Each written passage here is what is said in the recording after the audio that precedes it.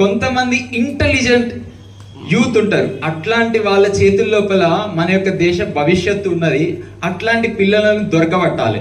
అట్లాంటి పిల్లలు ప్రతి స్కూళ్ళలో ఉన్నటువంటి ఒక 5-5గురిని దొరకబట్టాలని చెప్పేసి ప్రయత్నం చేసినాం మేము.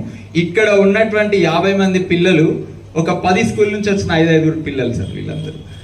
సో 10 స్కూళ్ళల్లో గత 10 రోజులుగా కాంపిటీషన్ కండక్ట్ చేస్తే మీరు ఇక్కడికి వచ్చినారు 5 పిల్లలు. సో మీరందరూ వివేకానంద తన జీవితంలో ఏం చేసినాడంటే భారతదేశం అంతా యాత్ర చేసినప్పుడు అందరితో మాట్లాడడానికి ఆయనకు టైం లేదు. ఏం చేస్తున్నాడంటే రాజులు ఉంటారు కదా, ఆ రాజుల దగ్గరికి వెళ్ళి ఆయన సందేశాన్ని వాళ్ళకు అందించినాడు. మీ సినిమాలో కూడా చూసి ఉండుంటారు. ఎందుకు రాజులకే చెప్పిండ్రు? ఆయన పైసలు ఇస్తారా రాజులు? ఏమన్నా ఇంకేమన్నా లగ్జరీస్ ఎక్స్పెక్ట్ చేసిండా? కాదు. ఎందుకు? ఆ రాజులకి కనుక సందేశాన్ని ఇస్తే రాజుల నుంచి మిగిలిన వాళ్ళందరికీ అది వ్యాప్తి చెందుతుందని.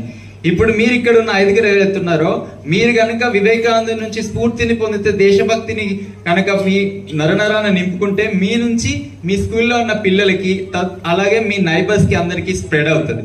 సో అట్లా మీరు ఒక రాజుల్లాగా మిమ్మల్ని మేము ట్రీట్ చేసి మిమ్మల్ని ఇక్కడికి ఈరోజు ఇన్వైట్ చేసినాం. ఒకసారి మహాత్మా గాంధీ ఇట్లనే వివేకానందుడి యొక్క జయంతి ఉత్సవం జరుగుతున్నప్పుడు ఆయన అతిథిగా వచ్చి మాట్లాడుతున్నప్పుడు ఏమన్నారంటే, ఈ వివేకానందుడి జయంతి హాజరైనటువంటి వాళ్ళందరూ ఈ రోజు ఇక్కడ నుంచి తిరిగి వెళ్ళేటప్పుడు ఖాళీ చేతులతో వెళ్ళకూడదు అని నేను కోరుకుంటున్నాను.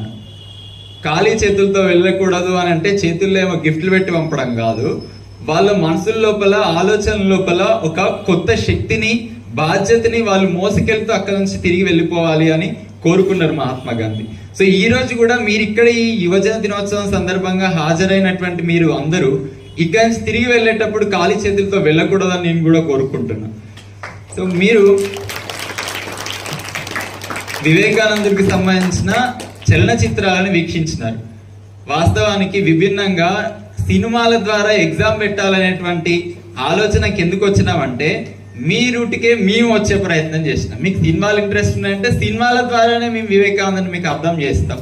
సినిమాల ద్వారానే దేశభక్తిని మీ లోపల రగిలింపజేస్తామనే ఉద్దేశంతో మీరు సినిమా చూసినప్పుడు ఒక రకమైన ఫీలింగ్ కి, ఎమోషన్ కి కనెక్ట్ అయితే అప్పుడు వివేకానందని అర్థం చేసుకోవడానికి మీరు ప్రయత్నం చేస్తారనేటువంటి ఆలోచన చేసినాం.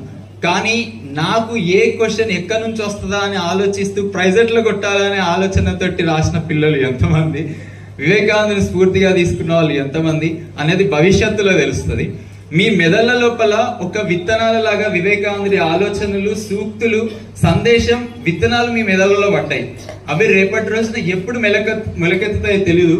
అవి ఒకవేళ మొలకెత్తితే గనక మీరు ఒక మహావృక్షాలై మీ ద్వారా ఎంతో మంది సేవలు